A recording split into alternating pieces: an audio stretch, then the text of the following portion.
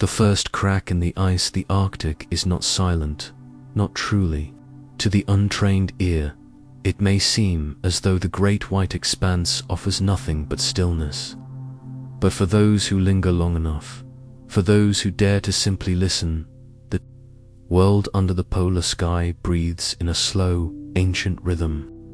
The whisper of snow grains carried by a wandering wind, the deep groan of shifting ice sheets, the distant crackle of frozen salt water rearranging itself beneath the weight of time. Lyra Venn had learned to hear it all.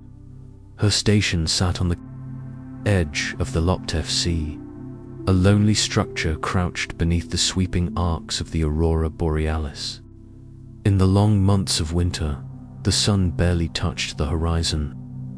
The sky held a permanent twilight, an endless in-between of day and night, painted in cold blues and quiet greens. She had come north for research, for measurements, for charts. But the Arctic had given her something else entirely, a strange companionship. Not with people, for the station was hers alone this season, but with the land itself. It had moods, it had tempers, and sometimes it had secrets. On the night it began, the air was impossibly still. Lyra was at her desk, mapping sonar returns from the week's dives, when she heard it, a sound unlike the groans of shifting ice she knew so well. It was sharper, more deliberate, like the crack of a glass pane under sudden stress. She froze. It came again, low and resonant, carrying through the floor and into her bones. A sound from below. She rose, stepping to the nearest observation window. Outside, the moon cast a silver wash over the ice plain. At first glance, nothing stirred. Then, faintly, a long, dark fissure stretched outward from the shoreline like a vein. It hadn't been there yesterday. Pulling on her parka, she stepped outside into the cold that bit with immediate intimacy, wrapping her in a sharp, crystalline chill. Her breath bloomed into small clouds, fading quickly into the night. The crack was wider than she expected, 2 hands' breadths in places, and it hummed.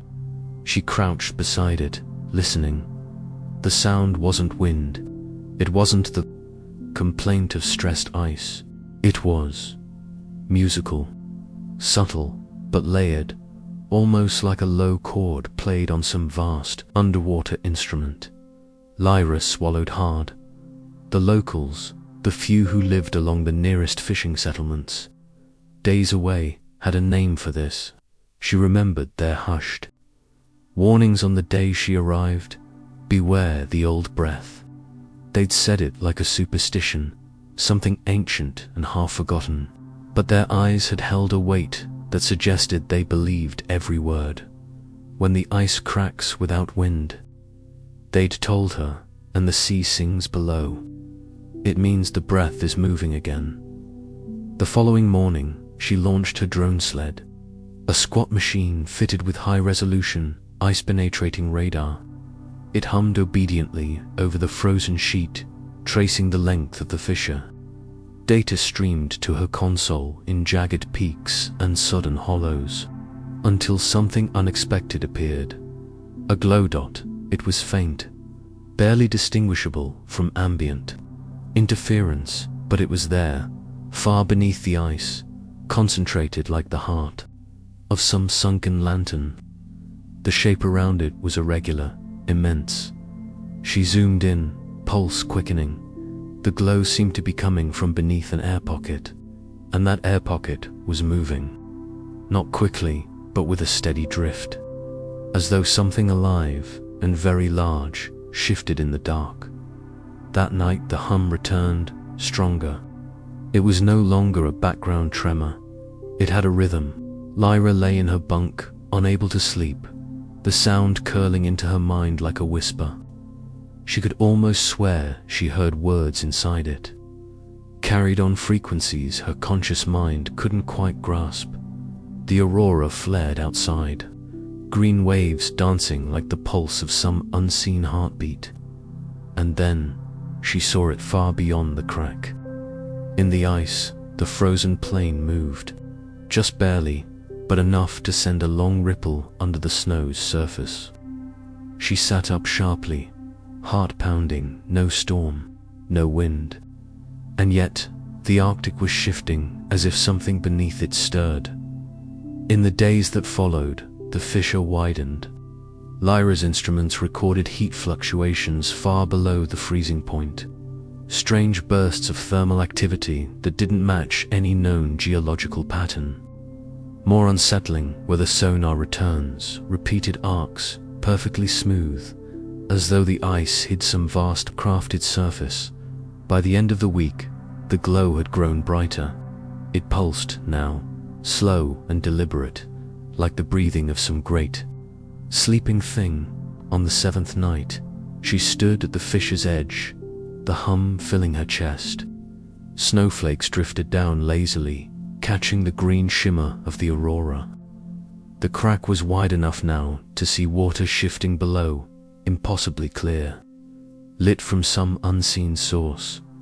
She stared, breath caught in her throat. Far below, in the dark water, something moved. Not the shadow of a fish, nor the dart of a seal, but something far larger, its outline barely visible.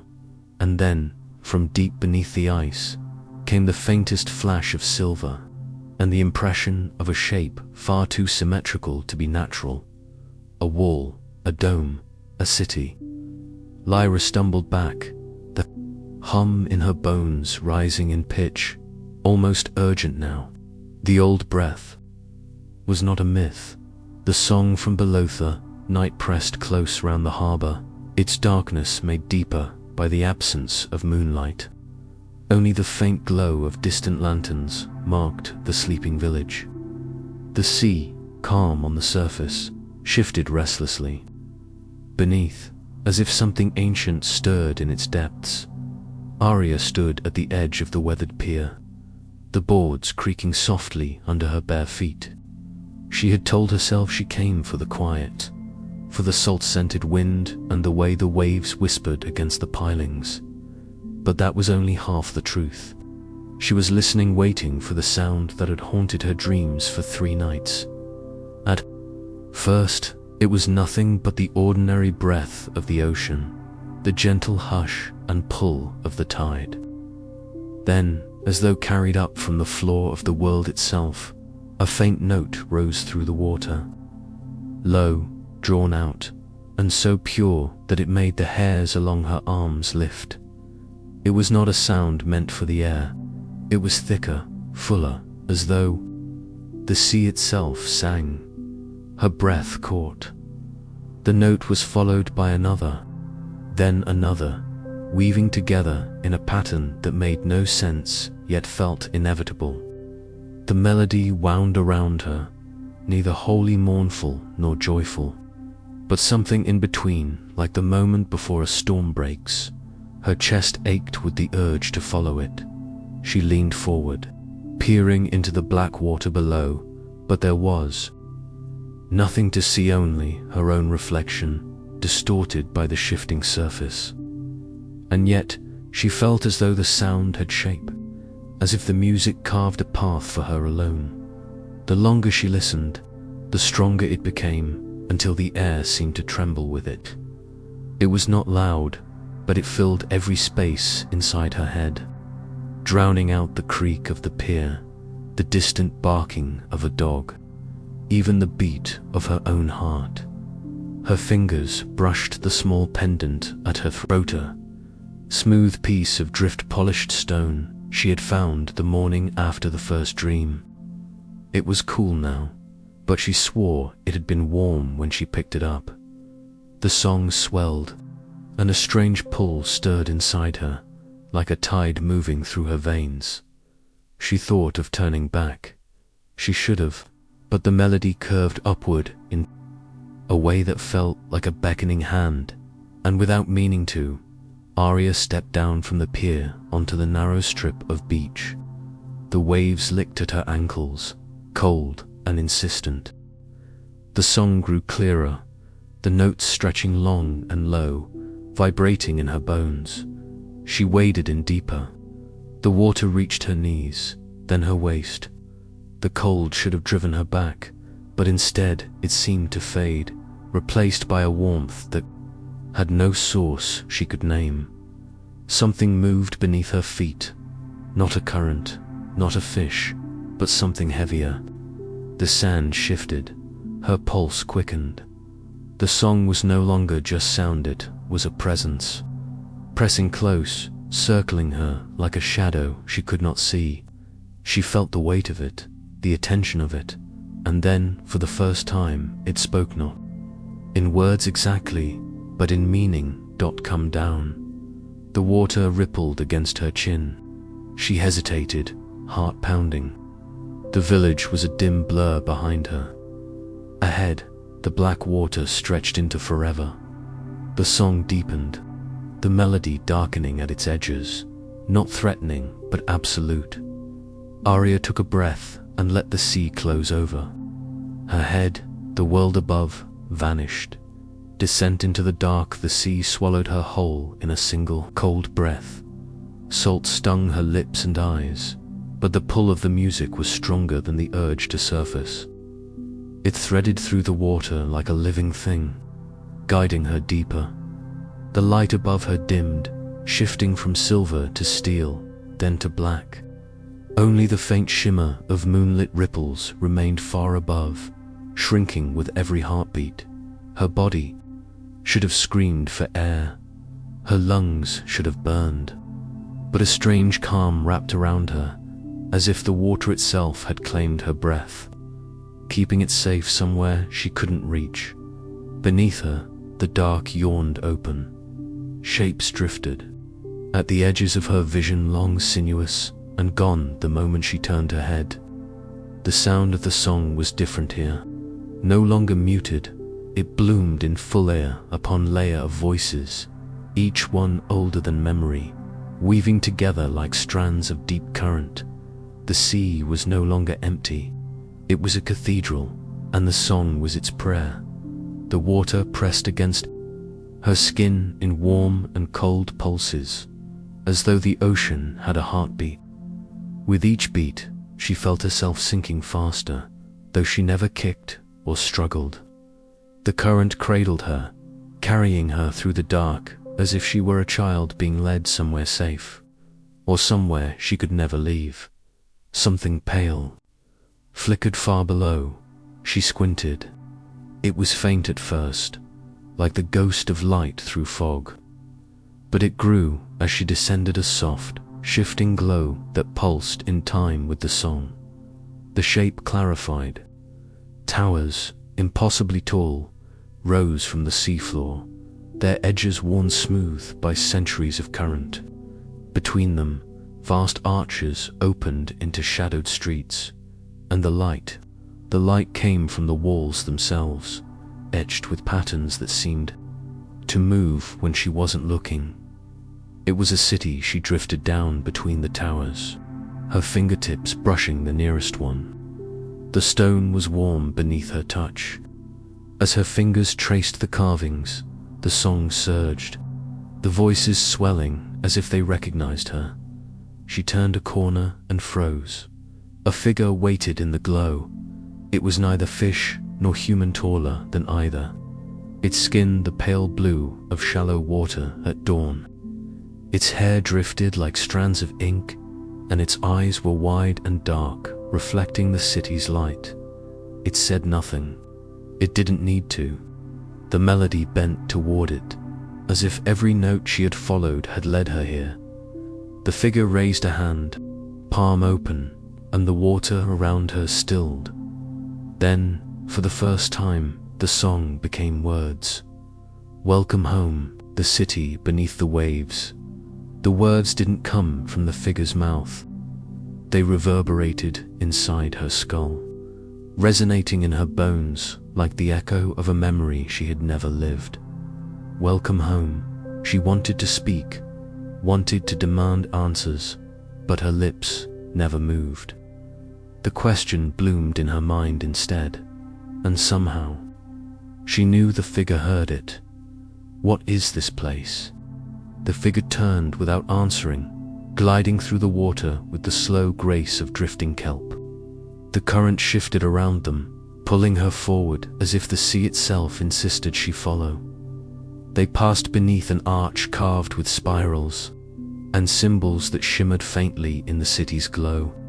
The streets beyond were vast corridors of coral and stone, their walls lined with towering columns, some bent and curved like the ribs of some long-dead leviathan. Others gleamed with veins of gold that caught and fractured the faint light. Everywhere, the song lingered. It wasn't just sound anymore, it was woven into the walls, pulsing in the patterns of the carvings, humming through the spines of fish that darted between the columns. Shapes moved in the distance. Tall, slender beings swam slowly through the streets, their hair trailing like banners in the current. Most didn't look at her. A few paused and watched, their faces unreadable, eyes black and deep as the trench. The figure led her toward the city's center. As they swam, she began to see details that unsettled her. The carvings on the walls weren't just abstract patterns, they were stories. She recognized the curve of a coastline, the outline of an island, the sweep of a tidal wave. There were ships, too, carved with painstaking precision, ships like none she had ever seen, their sails round like moons, their hulls made of something that gleamed like bone. And in every panel, always, there was a woman. Sometimes she stood on the shore, sometimes she swam in the depths, but always her hair streamed behind her like a dark river. And always, the sea bent toward her. The figure slowed, touching one of the carvings. For the first time, she noticed the face of the woman in the stone. It was her own. Her stomach tightened, a cold coil winding beneath her ribs. What does this mean? She thought, the question sharp, urgent. The figure finally turned, and when it spoke, its voice was low and steady. You are the last of the line, the one who can open the gates. Before she could ask what gates, the current around them shifted, violently, surging through the streets like a sudden storm. The distant song grew darker, its notes bending and breaking, laced with something that tasted of fear. Far below, in the shadowed depths beyond the city's edge, something moved. The figure's gaze snapped downward. Its eyes were suddenly hard, urgent. There is no more time. You must come with me now. It seized her wrist, and the warmth of its touch spread instantly through her veins. She felt the water change around them, a force drawing them down, away from the glowing streets and into the deep black that waited below the city. The last thing she saw before the light disappeared was the woman in the carvings, her stone eyes fixed on Merrin's own, as if silently urging her onward. The descent to the gates, the world narrowed to darkness and the rush of water in her ears. The figure's grip was unyielding, pulling her deeper, faster than she thought possible. The city's glow vanished behind them, swallowed by the black. The pressure grew with each heartbeat. It pressed against her skull, her ribs, her very thoughts, as though the deep meant to crush every human part of her into silence. Then, faintly, light bloomed below. It was not the warm shimmer of the city. Above it was colder, bluer, and it moved like fire caught beneath ice. The glow came from an immense chasm splitting the ocean floor. Its edges were jagged, rimmed with structures that looked both carved and grown, like coral shaped by hands older than history. The figure slowed, and the song returned low now, almost a whisper, but it throbbed through the water like the heartbeat of something colossal. "This is where they wait," the figure said without moving its lips. shapes loomed at the edge of the chasm. They were not like the other, tall, graceful beings she had seen in the city. These were larger, armored in plates of shell and bone, their faces hidden behind masks, fashioned from the skulls of deep-sea creatures. Each held a staff topped with a shard of pale crystal that flickered faintly with. In a light they watched, her approach without moving, their stillness more unnerving than any threat. What are they? She thought. The gatekeepers, the figure answered. They do not serve the city, they serve the gates themselves. The chasm yawned before her, its depths a darkness so complete it seemed to drink the surrounding light. And there, half hidden by shadows, stood the gates. They were colossal, forged from some gleaming black stone that seemed to ripple and shift when she looked too long. Spirals of silver inlay crawled over their surface, flowing like living veins. She felt something stir within her chest, an echo of the song, but sharper, hungrier. The gates were calling. One of the gatekeepers stepped forward. It raised its staff, and the crystal flared. The light swept over her, and the water vibrated with a sound that wasn't a sound at all, it was recognition. She is marked, the gatekeeper said, its voice deep and resonant, as if spoken through a mountain. The others shifted slightly, a ripple of acknowledgement. What does that mean? She demanded, her thoughts lashing out like a wave. The figure at her side glanced toward the gates. It means they will open for you and for no one else. Before she could respond, the chasm trembled. The song's tone dropped into a growl, and from somewhere deep below, a pulse of light rose, slow and massive, like the approach of something waking after 1,000 years. The gatekeepers turned their masked faces toward the depths. It is already moving, one said. The figure gripped her hand tighter. We have to open the gates before it reaches us. The opening, the water around them thickened, as if the ocean itself had drawn a breath and now held it. From the black mouth of the chasm, the glow swelled slow at first, then pulsing faster, brighter. Each beat sent a shudder through the seafloor, loosening streams of silt that spiraled upward like ghostly smoke. Marin's heart pounded in her throat. It's coming. The gatekeepers fanned out, staffs angled toward the depths. The crystals hummed, their pale light sharpening into spears that cut through the gloom. You must step forward, the figure told her, its voice still calm but edged with urgency. The gates know you. They will not open for me. Why? Me, she demanded. Because you carry what they need, the figure said, and what they fear. Her pulse roared in her ears. She thought of the lullaby, of the way it had wrapped around her, both a comfort and a chain. She thought of the nights on the shore, staring at the horizon, knowing something waited for her. Maybe this had always been the path she swam toward. The gates, the black stone rippled again as she neared, its silver veins flowing faster, spiraling inward toward a single palm-sized hollow at the center. She didn't think, she simply placed her hand there. The stone was cold at first, then hot, searing, yet she couldn't pull away. Her skin prickled, and light surged from her fingertips into the veins, racing outward in 1,000 curling patterns. The gates groaned. The sound was deep enough to be felt in her bones below. The glow from the chasm flared, and this time she saw it. Not a shape exactly, but a vast, moving shadow, too big to comprehend, too far to measure. Eyes like molten gold blinked open in the dark. The figure hissed, faster.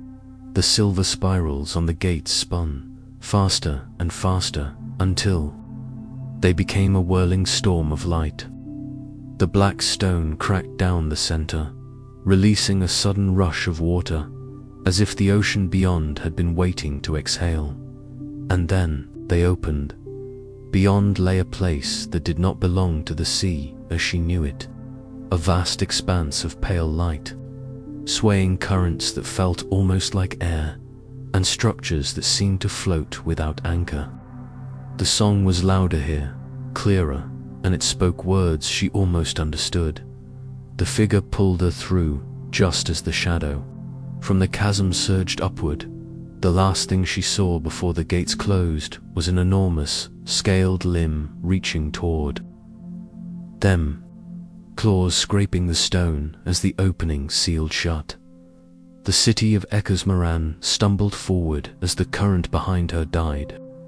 The gates sealed with a low, final thud, their silver veins dimming to ash.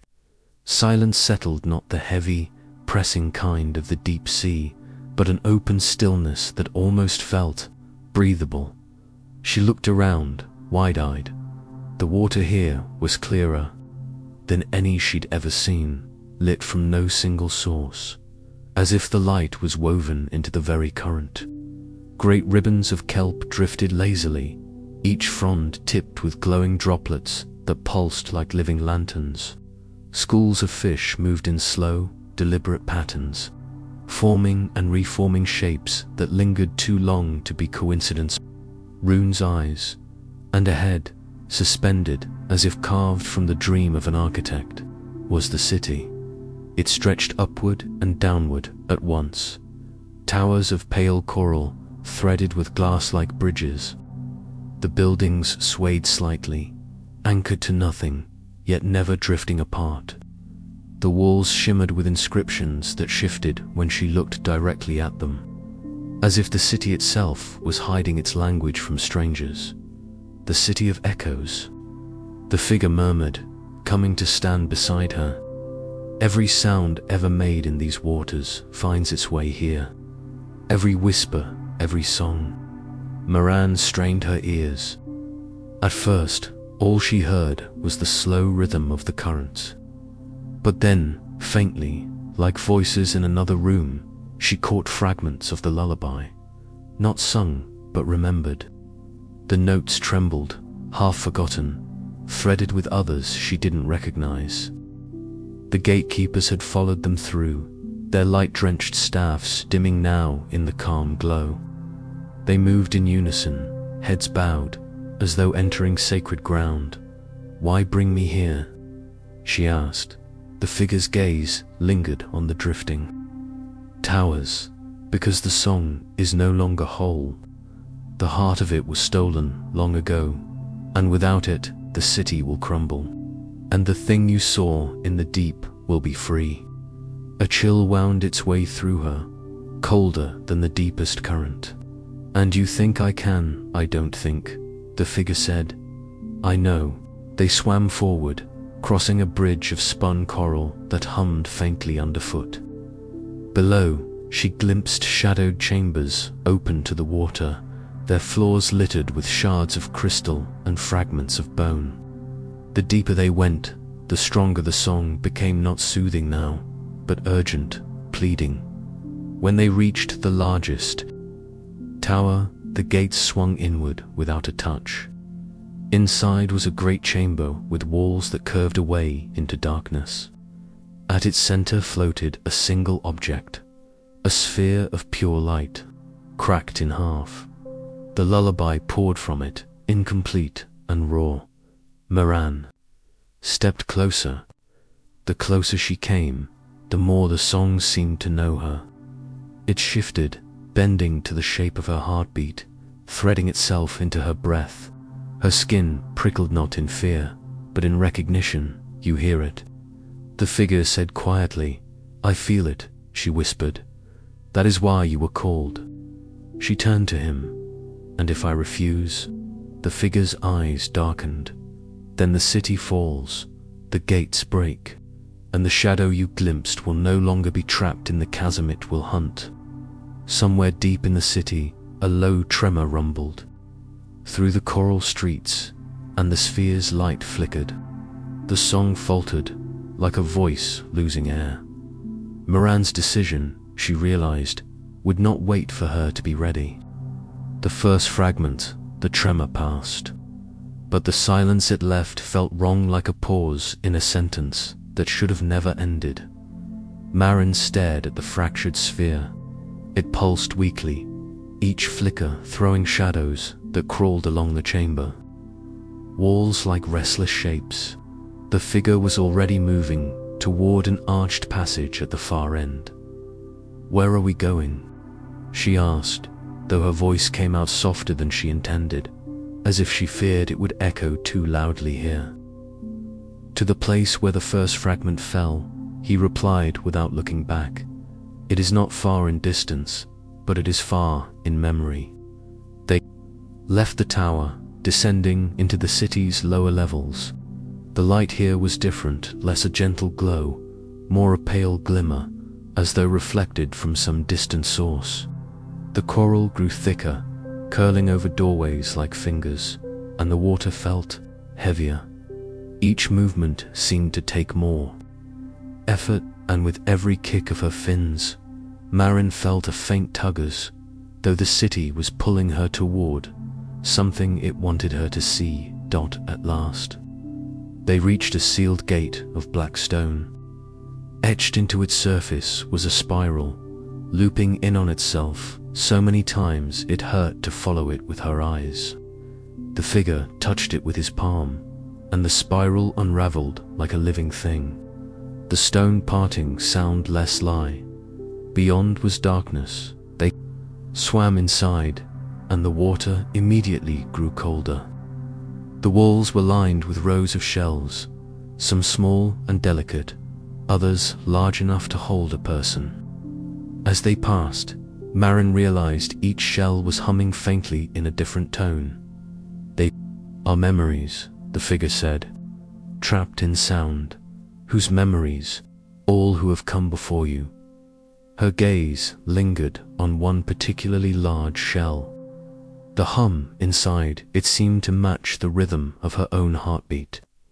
Without thinking, she reached out and brushed her fingers along its ridged surface. In an instant, the water around her warped.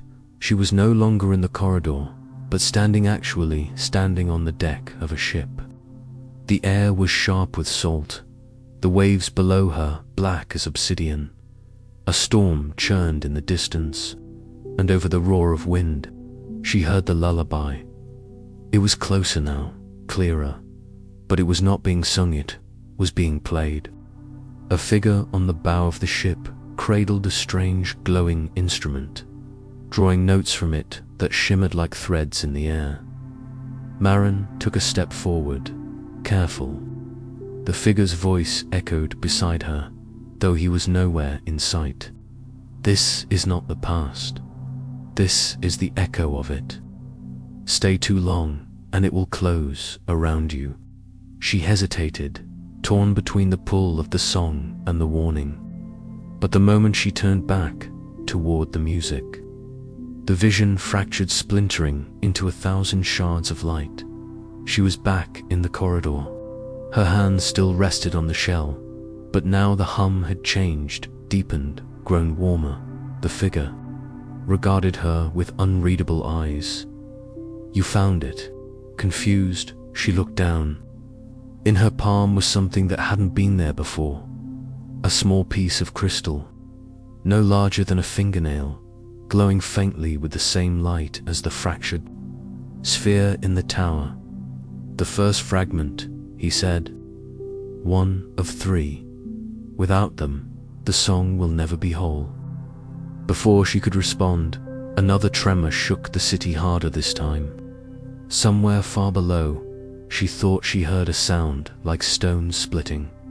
"The shadow is waking," the figure murmured. "We must hurry."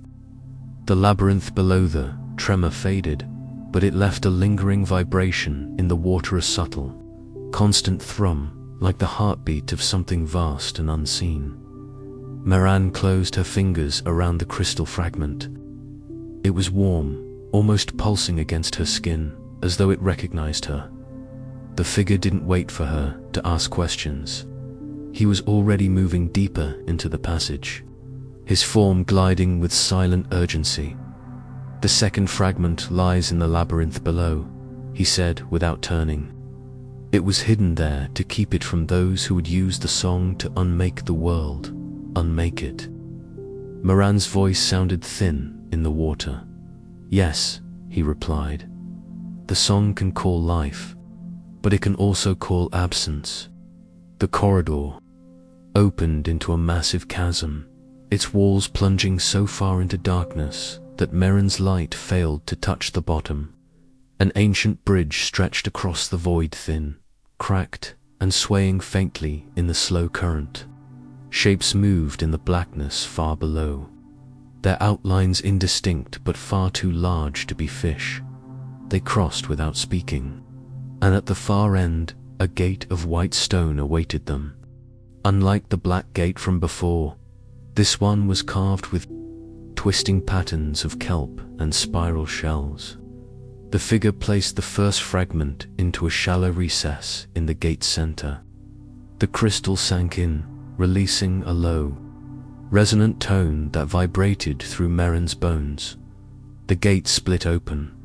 Beyond it lay a labyrinth of coral and stone, tunnels looping and twisting in ways that felt wrong, as if the city itself had grown. In defiance of logic, the water here was darker, heavier. Every sound seemed muffled, except for the faint, distant hum of the song. "This place remembers intruders," the figure said. "Do not let it remember you." They swam deeper, each turn more disorienting than the last. At first, Marin thought she could keep track of their path by marking the walls with scratches from her blade.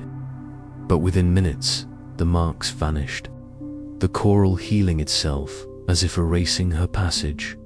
Something moved in the corner of her visuina, flicker of motion, a shadow slipping just out of sight. She turned quickly, but saw only empty water. "Keep moving," the figure said sharply. "It's the eco-shadows. They are made from the memories of those who were lost here. They will try to wear your shape." The labyrinth grew colder. At one turn, Marin caught sight of herself swimming just ahead her own body, her own movements, but with eyes that glowed faintly gold. It smiled at her, slow and deliberate, before darting around the next corner. Her chest tightened. "You see, yes," the figure cut in. "Do not follow it. That is how they take you." The hum of the song grew louder the deeper they went, until it became almost a physical pressure. The corridors opened into a circular chamber where a single massive shell rested on a pedestal of black stone. Its surface was cracked, and from the cracks leaked streams of golden light. Marin knew instantly this was where the second fragment was hidden. As she approached, the shadows thickened, shapes pulling themselves from the walls, their forms half-formed, faces shifting through features she half recognized. They moved with terrible grace, circling the chamber. The figure's voice was calm but cold. "They will not touch me, but they will come for you." Marin reached out and pressed her hand to the shell. The song roared in her head so loud it was almost unbearable. Images flashed behind her eyes, a city above the waves, towers catching sunlight, a great festival in the square, and then the shadow descending, swallowing sound and light alike. When the vision broke, she was holding the second fragment, a shard of crystal twice the size of the first, glowing with a fiercer light. The eco-shadows surged forward. "Run," the figure said. Descent into the trenched chamber erupted into chaos. The echo-shadows lunged, their forms rippling like water disturbed by unseen currents. Marin didn't wait for the figure to speak. Again she kicked hard, shards of silt spiraling around her as she darted toward the nearest tunnel. The labyrinth seemed to shift with her movement, walls bending, turns appearing where none had been. Moments before, they're reshaping the path, the figure warned, his voice carrying with unnatural clarity. Do not trust what you see. Follow my light. A pale glow appeared ahead of her, his light, and she swam for it without hesitation. The shadows hissed, though the sound was strangely muted underwater, as if they were not truly part of this world.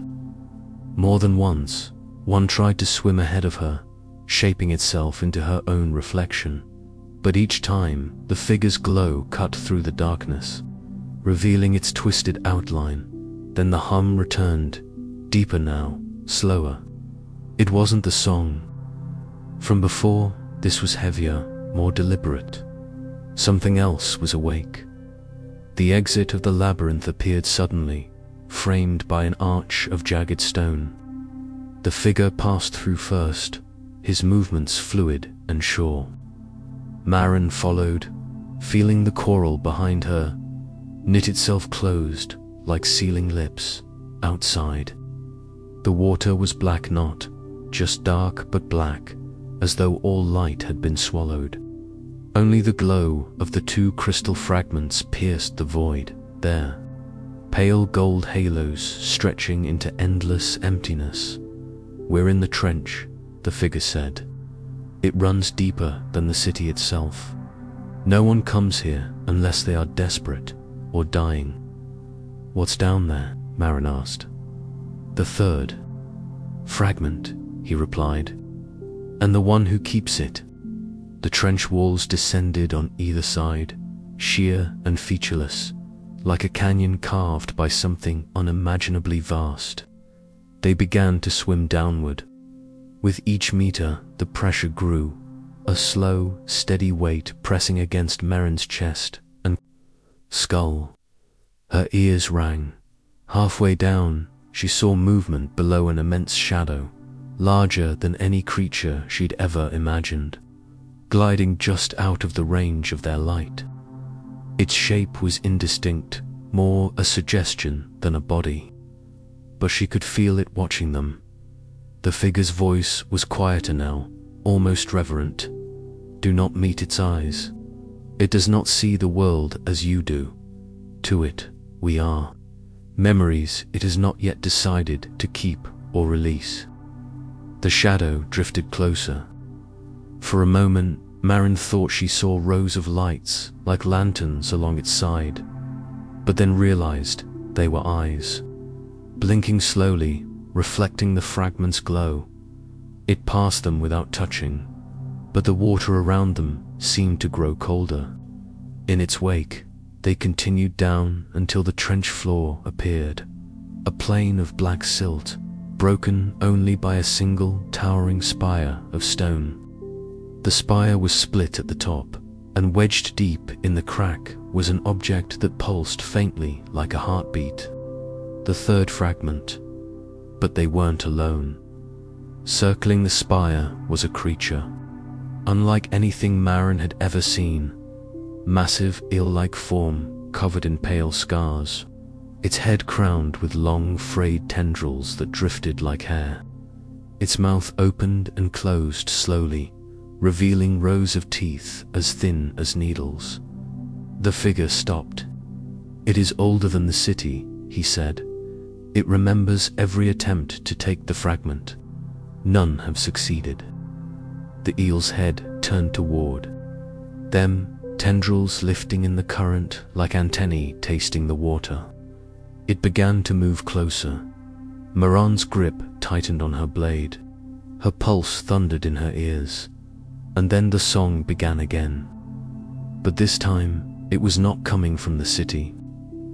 Above it was coming from the creature itself.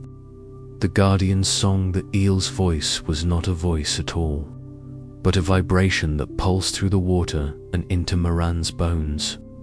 The song was deep, rolling, and slow, as if each note had been drawn out over centuries. It wasn't a least, not yet. It was an invitation. Her instinct told her to keep her blade ready, but something older, something buried deep in her, urged her to listen. The figure drifted slightly closer to her, his voice low. "Careful, this is how it hunts. It lures you into thinking you are safe until you've already given yourself to it." Moran kept her eyes locked on the eels, though the figure had told her not to. There was something in them, layers of reflection, like looking down a tunnel lined with mirrors. She saw flashes of coral palaces, glowing reefs, and the trench itself before it had been swallowed in blackness. She saw beings that swam upright, like her, but with silver scales instead of skin. And then she saw herself, not as she was, but as something more. Gilt, luminous, her hair streaming like riverweed in the current. The eel circled the spire once, then twice, never taking its gaze from her. The song shifted. Now it was a question. She could feel it forming inside her. "Mind, why do you seek what is not yours?" She didn't answer aloud. Something told her that words here were unnecessary, that her thoughts were already laid bare before this creature, because the fragments must be whole again. The eel's song deepened, and the water seemed to grow heavier, pressing on her from all sides. She felt its doubt, its warning. Wholeness does not always mean peace. Before she could answer, the figure moved forward, placing himself between her and the creature. "We do not have time for riddles," he said. "We take the fragment and we leave." The eel's tendrils flared outward, each one shimmering faintly with bioluminescence. It opened its mouth wider, revealing not just teeth, but an inner spiral of bone-like ridges. The figure raised his weapon. "Stay behind me." But the song returned, louder now, and this time it was not directed at Hurt, was aimed at him. The figure froze, his limbs went slack, his light dimming. Slowly, almost dreamlike, he began drifting toward the creature's mouth. Merrin's pulse spiked. No, the eel's gaze returned to her. The meaning was clear. Choose, save him, or take the fragment. The trench was silent, but for the slow, deliberate beat of its song. Her hands trembled. She knew the choice she made now would decide not just their fate, but the fate of everything that had led them here. She took one deep breath and moved. The choice beneath the waves' moraine lunged not toward the fragment, but toward him. Her body cut through the water in a single, desperate motion, the currents tearing at her hair and cloak. She seized his arm, yanking hard. The eel's tendrils snapped toward her, brushing her skin with a cold that felt older than stone. Her hand burned where it touched him, as if his essence were being siphoned away. The song was still in the water, pressing against her skull, whispering how much easier it would be to let go, to release him, to end this struggle and simply take what she came for. She grit her teeth. No, the eel's gaze narrowed, and the vibration shifted. This was no longer a song of questions, it was a challenge. The water thickened, as though the ocean itself had turned to syrup. Her arms ached, lungs straining against the pressure. She felt something stir inside her. Not anger, not fear. Something deeper, like the current that runs beneath all others, unseen but unstoppable. Her vision sharpened. The eel's glow brightened, but so did hers. Light spilled from her fingertips into the figure's arm, racing up toward his chest, breaking the creature's hold. With a violent shudder, he gasped, wrenching himself free. His eyes locked with hers, confusion, gratitude, and something unspoken flickering all at once. But there was no time. The eel roared not with sound, but with force, a surge that knocked them both back. From the spire's surface, something shifted. The fragment, it was no longer embedded in the coral, but floating just above it, pulsing with its own heartbeat. The eel swam in a tight circle around it, protective now, its song becoming a warning. The figure steadied himself, his blade flashing. "This is our chance." "No," Marin shouted, surprising them both. She could feel that the fragment was aware. Not alive in the way she knew life, but not inert either. It was choosing. The eel drifted back, watching her, waiting her. Light still hadn't dimmed. It poured from her in slow, steady waves, curling toward the fragment. The water trembled as the gap between them closed, and then the fragment moved toward her. It slipped into her open palm with the weight of something that had been waiting centuries for this moment. The instant it touched her skin, a vision exploded. In her mind, she saw the entire trench before it had fallen into darkness. She saw the other fragments scattered across the world, hidden in places where land met sea, where myths guarded truth. She saw the truth about herself. She staggered, clutching her head. The eel's eyes widened not with rage, but recognition. When she looked up, its song had changed once more. It was no longer warning her away. It was telling her where to go next. When the sea follows you home, the moment Marin and the stranger broke the surface, the air felt wrong. It was thick, humid in a way that didn't belong to this part of the coast. The sky above was not the deep velvet of night she remembered, but a smothered grey, as if the moonlight had been stolen. The man she had pulled from the eel's grasp treaded water beside her, breathing heavily. For the first time, she could see his face clearly, sharp, tired, and marked with faint, swirling scars that glowed faintly in the moon's absence. They looked like currents, frozen into flesh. He met her gaze, but didn't speak. Instead, his eyes darted to her palm, where the fragment still pulsed, its glow muted now, as if resting. Behind them, the ocean shifted, not in waves, but in something deeper.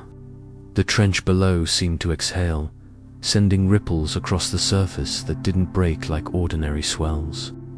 The water felt alive, more than it already was. Watching, a low hum reached her ears. At first she thought it was the eel's song, following them up from the deep, but no, it came from everywhere, from the sky, from the wind, from the shore that lay ahead. They swam toward land, though it felt less like returning and more like stepping into another realm. When Marin's feet touched sand, she staggered. The tide clung to her ankles like it didn't want to let go. The man stepped beside her, dripping water, and finally spoke. "You shouldn't have taken it." His voice was hoarse, each word careful. "It will follow you now." She frowned. "It chose me." "That's worse."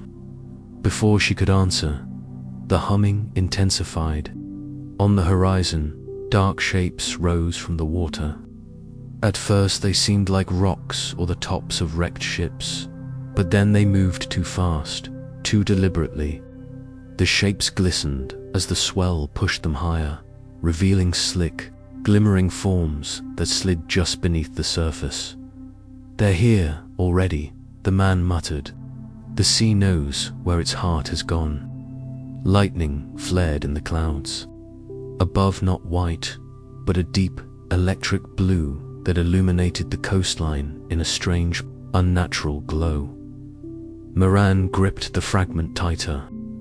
It was warm now, like a living pulse against her skin. The song was inside her head again, clearer than ever. It wasn't just a call anymore. It was a command. She turned toward the man. "If it's coming for me, then we can't stay here." He gave a tight nod. "Then we run. But we'll need more than speed." Somewhere far out in the water, one of the dark shapes broke the surface entirely. For a heartbeat, she saw Itan, elongated, silver-scaled creature with eyes that shone like molten glass. And it was smiling. The tide that walks on land. They didn't wait to watch the silver-eyed thing vanish beneath the waves.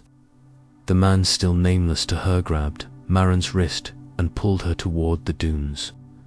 The sand was wet far higher up the beach than it should have been, as though the tide had crept forward while no one was looking.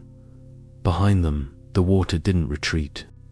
It surged not as a wall of foam, but as a creeping, deliberate flood, the kind that made no sound except the whisper of millions of tiny currents braiding together. The sea wasn't just chasing it, was arriving. Faster, the man urged, his voice low but sharp. They crested the dune, and Maren's breath caught. The landscape beyond was unrecognizable. Pools of seawater had appeared where grass and scrub had been only hours before. Thin streams trickled inland, winding between stones like curious fingers.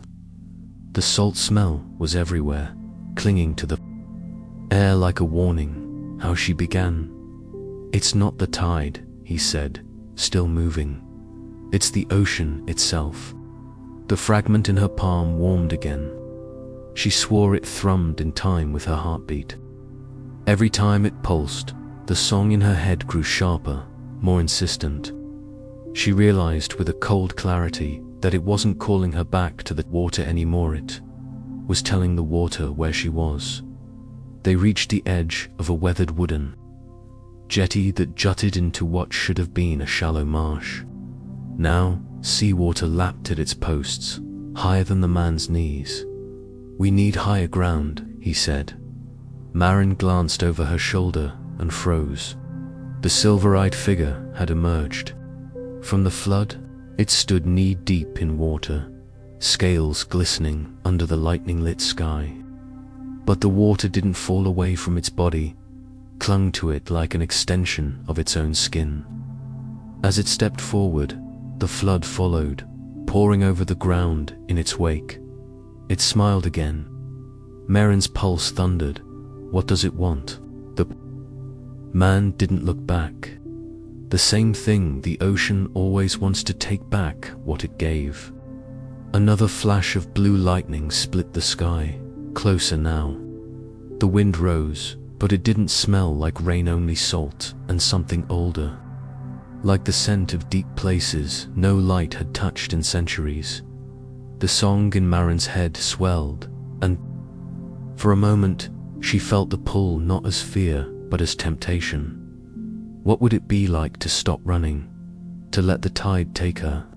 She shoved the thought away and followed the man up the slope toward a cluster of wind-bent pines. The silver-eyed thing's footsteps sent water curling through the grass, lapping at her boots. They had minutes, maybe less, before the land stopped, belonging to the land at all. The last descent, the pines swayed like they were listening, not to the wind, but to the slow approach of the water below.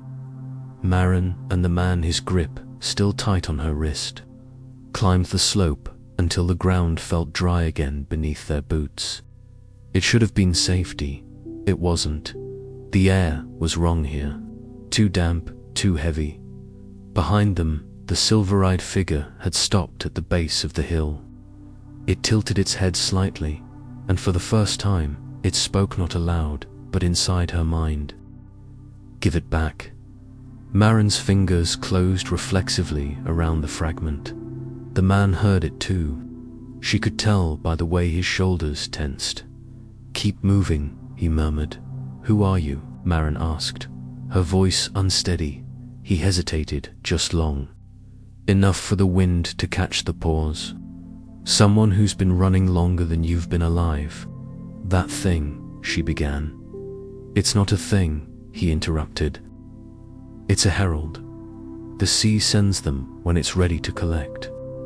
"Collect what?" He glanced at her hand. "Debt." The word hung there like a hook. They reached a ridge where the land dropped steeply toward a flooded inlet. Maren could see the water swirling with an unnatural precision, spirals within spirals. all turning toward a single dark point in the center. The song in her head grew sharper, pulling her attention to that whirlpool. The man saw it too. It's opening. What is? She asked. The door. Lightning cracked, and for a split second, she saw the silver-eyed herald standing much closer than it should have been. The flood carried it without effort, as if the water itself was a road no one else could see. The man grabbed her arm again. We don't have much time. Once it fully opens, nothing on this coast will stay above water. Marin's mind raced. Then we run. He shook his head. You don't outrun the ocean, then what? His gaze dropped to the fragment in her hand. We send it back. She stared at him. If I give this back, what happens to me? The pause was all the answer she needed. The wind rose, and with it came a sound she couldn't ignore, a deep, rhythmic pulse, like the heartbeat of the world itself. Every thud made the water rise higher. It lapped at their boots now, though. The ridge should have been safe. The herald moved slowly but never stopped. Its silver eyes never left hers. Marin, the man said, his voice low, you can still walk away. But if you do, the ocean will come again. Not for me, for you. She felt the fragment heating in her palm until it almost burned. The song was no longer just sound, it was a map. It was showing her where to go. The whirlpool. She looked at the man. You're coming with me. He gave a bitter smile. Not how this works. Before she could ask, he stepped aside, letting her walk past him toward the slope. The water was already halfway up the incline, curling between rocks, searching for her feet. The herald's smile widened. The descent felt unreal, like the air between her and the whirlpool had thickened into liquid. Every step forward sank deeper into a place that didn't belong to the surface world. The closer she got, the more the sea itself seemed to lean toward her, waves bending inward like bowing heads. When she reached the edge, the whirlpool's pull gripped her like invisible hands. She stood at the precipice, the fragment glowing with its own inner light now. The herald raised one webbed hand and beckoned. What happens if I jump? She asked, not sure if she meant it for the man, the herald, or herself. You returned. The voice wasn't menacing. It was almost kind. She looked down at the fragment, then out at the man on the ridge. He was watching her with a strange mix of sorrow and relief. You knew it would be me. She called to him. I always knew it would be someone, he answered. I just hoped it wouldn't be.